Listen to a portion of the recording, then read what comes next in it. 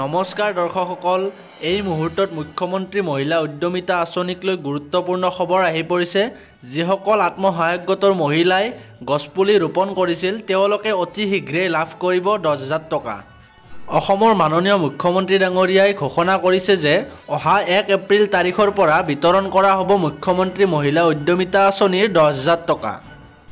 আপোনালোকে প্ৰথম কিস্তিত 10,000 টকা লাভ কৰিব আৰু এই 10,000 টকা সঠিক কামত ব্যৱহাৰ কৰিলে পৰৱৰ্তী সময়ত 25,000 টকালৈকে লাভ কৰিবলৈ সক্ষম হ'ব। যিসকল মহিলাই এই আঁচনি লাভ কৰিব তেওঁলোকক চৰকাৰৰ তৰফৰ পৰা ফোনযোগে এই বাৰ্তা দিয়া হ'ব।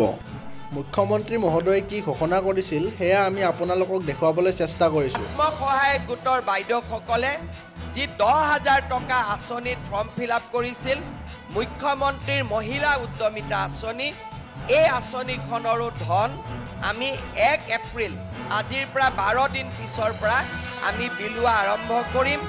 1 এপ্ৰিলত বিহালী সমষ্টিত আমি প্ৰথম 10,000 টকাটো দিয়া আৰম্ভ কৰিম। তাৰ পিছত এটা এটাকৈ 126টা সমষ্টিতে আমি এই ধন বিতৰণৰ কাম আমি হাতত ল'ম। আৰু যিসকল মহিলাই এই 10,000 টকাটো পোৱাৰ বাবে নিৰ্বাচিত হৈছে তেওঁলোকৰো নাম আমি 1 এপ্ৰিল তাৰিখে ঘোষণা কৰিম। ফোনযোগে আপোনালোকক আমি জনাই দিম যে বাইদেউ আপুনি 10,000 টকাটো পাবৰ বাবে আপুনি নিৰ্বাচিত হৈছে।